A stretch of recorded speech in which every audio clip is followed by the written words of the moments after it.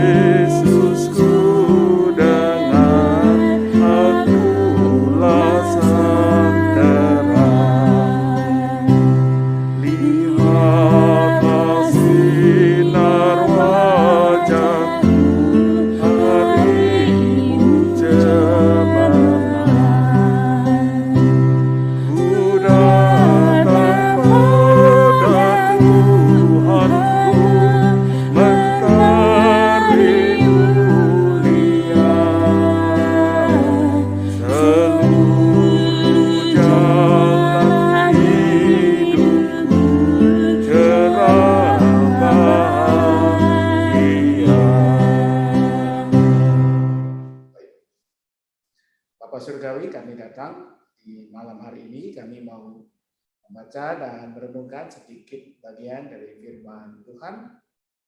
Biarlah firman-Mu menjadi kekuatan bagi kami menghadapi setiap pergumulan yang kami harus jalani setiap hari. Kami serahkan renungan kami malam ini hanya dalam itu nama Yesus Kristus Tuhan kami. Amin.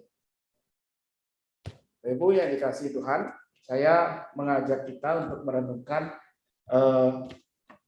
satu bagian saja, satu ayat saja sebetulnya dari kitab Matius, Injil Matius. Matius pasalnya yang ke-6, Matius 6 ayat 34. Ya. Ini merupakan ayat favorit saya, terutama waktu saya kuliah. Ya. Mungkin juga sampai hari ini masih pastinya. Bunyinya begini, saya yakin Bapak Ibu hafal dengan ayat ini. Matius 6 ayat 34 bunyi begini, sebab itu janganlah kamu khawatir akan hari besok, karena hari besok mempunyai kesusahannya sendiri. Kesusahan sehari cukuplah untuk sehari. Kira-kira Bapak Ibu bisa menebak barangkali. Kenapa ayat ini saya katakan tadi ayat favorit saya waktu saya masih kuliah, ya, masih di seminari.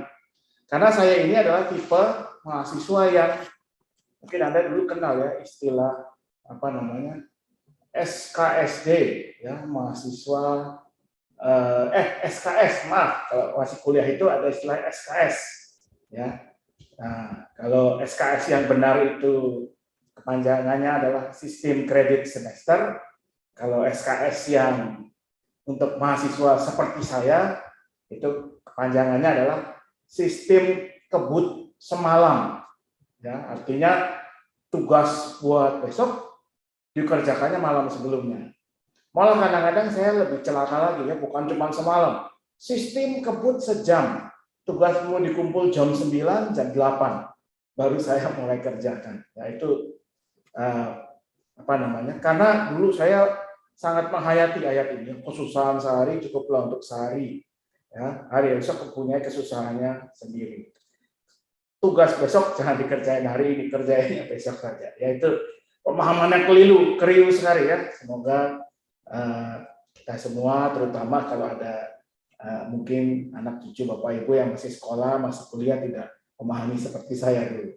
Tapi ayat ini akhir-akhir ini menjadi makin apa namanya? Saya merasa ayat ini menjadi makin berbicara buat kita semua, buat saya paling tidak di tengah situasi pandemi, yaitu bahwa ketika seringkali kita sudah membuat perencanaan panjang, tiba-tiba semua rencana itu dalam satu kejap, dalam satu jentikan jari seakan-akan berubah.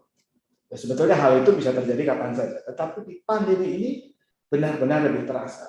Saya ingat tahun lalu di bulan Maret waktu saya harus pulang dari Melbourne karena orang tua saya dirawat di rumah sakit, saya pulang masih dengan mindset ya ini mungkin hanya ya menunggu mereka dirawat, karantina di rumah sakit 14 hari, 1 bulan, 2 bulan saya akan kembali. Apa yang terjadi? Ternyata itu tidak bisa terjadi. Ya. Bapak Ibu tahu ceritanya. Ayah saya akhirnya saya datang, ayah saya sudah berpulang, ibu saya masih 1 bulan kemudian baru bisa keluar dari rumah sakit. Waktu itu saya masih berpikir, mungkin Bapak Ibu juga, ya sudahlah mungkin pandemi ini akan berlangsung 2-3 bulan. Saya ingat betul waktu itu ketika kita masih menyiapkan ibadah-ibadah secara online, kami masih merekam ibadah itu di gedung gereja dengan apa namanya, belum dengan protokol kesehatan seketat sekarang, masih buka masker. Saya ingat betul saya 2-3 kali membuat video, bahkan ada satu yang di-shoot di luar gereja yang mengatakan situasi ini sementara ini kita tidak bisa berjumpa di gereja, kita harus beribadah di rumah. Ya kita lihat mungkin bulan depan, 2 bulan, 3 bulan lagi kita sudah bisa beribadah di gereja. Apa yang terjadi? 15 bulan kemudian, bahkan kita harus mengambil langkah mundur. Ya. Sekarang untuk 1 bulan syuting untuk ibadah pengambilan gambar untuk ibadah minggu online tidak bisa dilakukan di gereja karena memang situasi kita sekarang sedang dalam keadaan yang memprihatinkan. Jadi apa yang kita rencanakan ternyata bisa harus disesuaikan, ya berubah dengan sangat cepat. Nah, ini bukan mau berarti mengatakan kita tidak perlu lagi bikin rencana, ya. Itu juga tindakan yang kurang bijak tentunya. Tapi firman Tuhan hari ini mengingatkan kepada kita bahwa kadang-kadang kita memang harus selalu siap menerima bahwa hidup kita itu penuh kejutan, penuh bisa terjadi atau mengalami perubahan yang begitu drastis.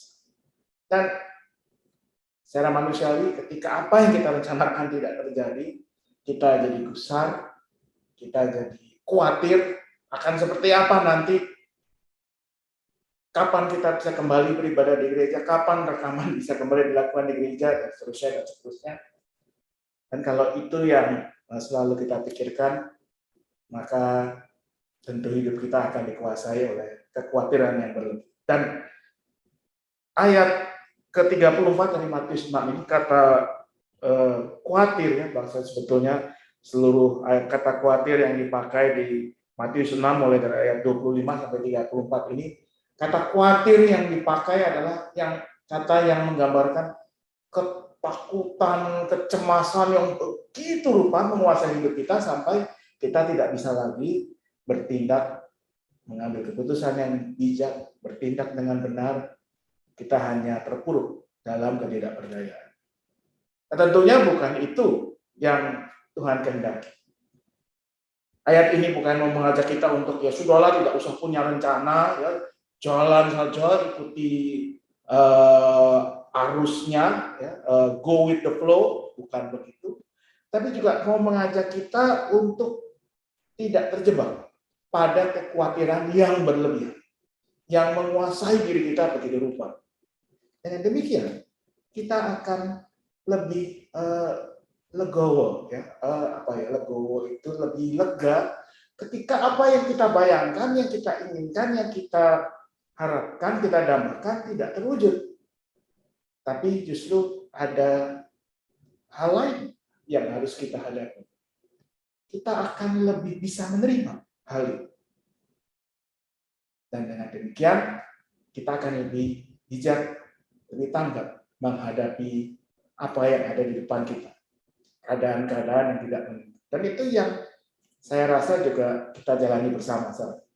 Paling tidak, kami di Majelis Jemaat, kami selalu mengatakan, kita lihat sebulan apa yang akan terjadi. Kita berharap keadaan membaik, kita bisa kembali merekam ibadah di gedung gereja. Kita juga bukan cuma berharap, tapi kita juga melakukan apa yang terbaik supaya keadaan membaik. Minimal kita sendiri terhindarkan dari terinfeksi, jaga diri, menjaga kebersihan, mengurangi mobilitas, tidak makan bersama dengan orang yang tidak satu rumah tangga dengan kita, tidak berpergian untuk urusan yang tidak esensial dan sebagainya dan sebagainya. Tapi kalaupun kita sudah lakukan itu dan hal yang tidak baik masih terjadi, maka firman Tuhan juga mengingatkan agar kita jangan dijebak oleh kekhawatiran. Karena Tuhan senantiasa memimpin kita, Tuhan memberikan apa yang terbaik, Tuhan mencukupkan apa yang baik, bahkan melebihi apa yang mampu kita bayangkan. Dan itu yang juga mungkin terjadi dalam kehidupan kita sebagai gereja. Di tengah segala perubahan yang cepat ini, kita masih bisa melihat bagaimana Tuhan bekerja, memelihara kita semua. Kita masih bisa bersekutu. Ya, kalau kita dikatakan tahun 2 tahun lalu, ya, persekutuan bisa dilakukan dengan model online seperti sekarang. Oma-oma bisa menggunakan handphone sebagai sarana komunikasi dengan Zoom, dengan apapun itu. Mungkin kita akan ketawa, mana mungkin, ya, itu bercanda. Ternyata terjadi. Dan sekalipun apa yang kita bayangkan, yang kita rencanakan tidak terjadi, tapi Tuhan tetap memelihara kita, apapun yang diberikan oleh kehidupan. Karena itu, saudara dikasih Tuhan, Bapak Ibu, mari jangan biarkan kekhawatiran menguasai kita sampai kita tidak berdaya, sampai kita tidak bisa melakukan apa-apa, tapi serahkanlah, percayakanlah kepada Tuhan. Biarlah malam hari ini kita semua boleh beristirahat dengan tenang, tidur dengan nyenyak, karena hari esok mempunyai tantangannya sendiri. Selamat malam, Tuhan memberkati.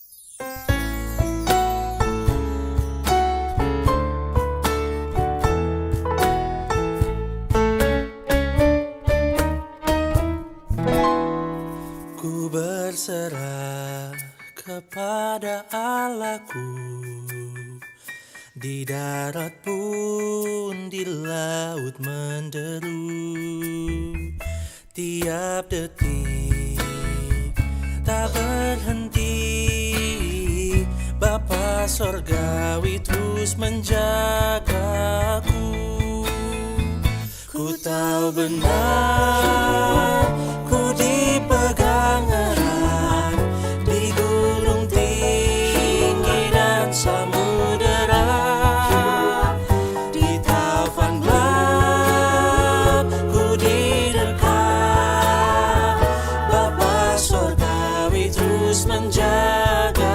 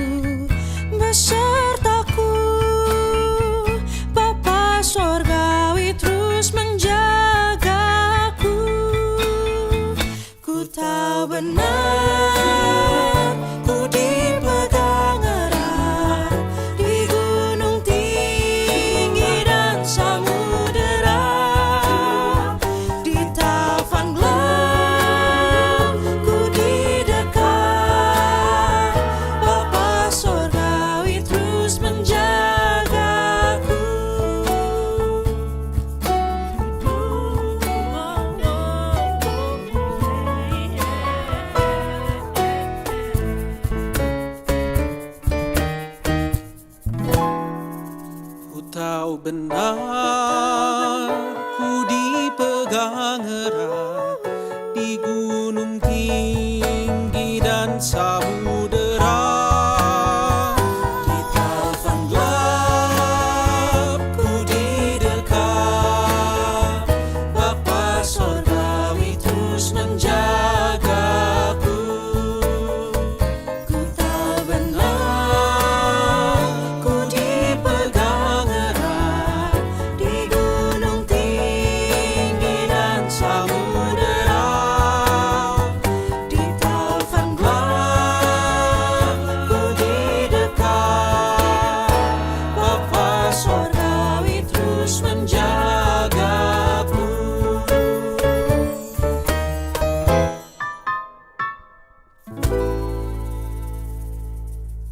Bapak Ibu yang dikasih Tuhan, kita bersatu dalam doa syafaat kita. Mari kita berdoa. Ya Tuhan, sungguh kekhawatiran dapat menguasai kehidupan kami. Kekhawatiran yang berlebih, yang begitu kuat, mencengkeram kami, membuat kami tidak bisa berpikir dengan jernih, dengan bijak, membuat kami tidak bisa mengarahkan hati kami kepada Tuhan. Khususnya di tengah situasi yang saat ini sedang bersama kami alami. Situasi pandemi yang masih berkelanjutan, bahkan yang akhir-akhir ini kami rasakan begitu menjadi lebih menakutkan dengan meningkatnya jumlah kasus positif COVID-19 di negara kami, bahkan di lingkungan yang dekat dengan kami. Anggota gereja, tetangga kami, rekan kerja, bahkan mungkin juga keluarga kami. Semua ini bisa membuat kami merasa tidak berdaya, merasa kami ditinggalkan oleh Tuhan. Padahal seperti lagu yang baru saja kami nyanyikan bersama, Tuhan terus memegang tangan kami. Seperti Tuhan sudah menuntun kami melewati berbagai pergumulan, Tuhan sedang dan akan terus juga menuntun kami melewati apa yang saat ini sedang kami jalani. Karena itu, ajar kami untuk berserah kepada Tuhan. Ajar kami untuk dengan lebih legawa menerima bahwa apa yang kami bayangkan, kami rencanakan tidak selalu bisa terjadi. Bahkan ajar kami juga untuk belajar melihat di balik hal-hal yang tidak kami ketahui, hal-hal yang menakutkan, mengkhawatirkan, bahwa Tuhan tidak pernah meninggalkan kami. Sehingga dengan demikian kami bisa lebih tenang menatap hari esok yang tentunya punya tantangannya sendiri. Malam ini kami mau berdoa ya Tuhan. Kami mau berdoa untuk setiap orang yang ada dalam isolasi mandiri di rumahnya, di rumah keluarganya, di tempat-tempat isolasi, atau bahkan mereka yang harus dirawat di rumah sakit. Mungkin ia adalah kenalan kami, anggota gereja kami, teman, tetangga, bahkan anggota keluarga kami, atau mungkin kami sendiri.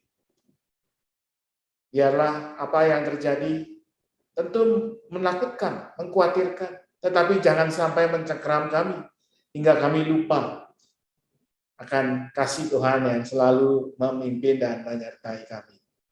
Kami berdoa untuk setiap keluarga yang mendukung mereka yang harus menjalani isolasi, baik yang bisa mendampingi di rumah maupun yang hanya bisa mendampingi secara virtual karena harus menjalani isolasi di rumah sakit misalnya. Beri kepada mereka kekuatan, kesabaran, beri kepada setiap keluarga kecukupan, tenaga, materi, kesabaran, dan yang terutama penyerahan diri kepada Tuhan. Saya berdoa untuk setiap orang yang terlibat dalam upaya penanganan pandemi ini, setiap tenaga medis, mereka yang mendukung proses pemulihan di rumah sakit, mereka yang memelihara kebersihan di tempat-tempat isolasi di rumah sakit, para petugas yang harus juga menolong keluarga-keluarga yang kehilangan para kekasihnya di pemakaman-pemakaman. Petugas pelayan-pelayan publik yang membantu proses mereka yang harus dievakuasi. Petugas-petugas medis maupun non-medis yang terlibat dalam proses vaksinasi. Setiap orang yang memberikan apa yang mereka bisa berikan untuk meringankan apa yang dirasakan oleh saudara. Bahkan berikan kepada kami juga kesediaan untuk mau mendukung mereka dalam apa yang kami bisa. Doa, tenaga, perhatian, waktu. Saya mau berdoa untuk setiap kami, baik kami yang hadir di ruang virtual ini maupun kami yang lain, ya Tuhan. Kami yang bergumul dengan segala pergumulan kami. Kami yang kesulitan untuk tidur karena memikirkan banyak hal. Biarlah malam hari ini kami boleh beristirahat dengan lebih tenang. Karena kami mau belajar menyerahkan kekhawatiran kami kepada Tuhan. Karena kami percaya Tuhan akan terus menuntun, menguatkan, memimpin kami, membukakan jalan-jalan yang baik. Bertemukan kami dengan orang-orang yang bisa menolong kami. Pada akhirnya, kami akan melihat, merasakan, menerima yang baik dari Tuhan. Inilah doa kami ya Tuhan. Dan menyerahkan diri kami semua malam hari ini dalam istirahat kami. Sehingga besok kami boleh kembali bangun dengan kesegaran baru untuk menyambut setiap apa yang Tuhan berikan dan percayakan kepada kami. Dengan bersandar pada kasih Tuhan. Dalam nama Yesus Kristus, Tuhan dan Juru Selamat kami yang hidup. Amin. Mari bersama kita nyanyikan. Bapa terima kasih, Bapa terima kasih, Bapa di dalam surga, ku berterima kasih. Amin.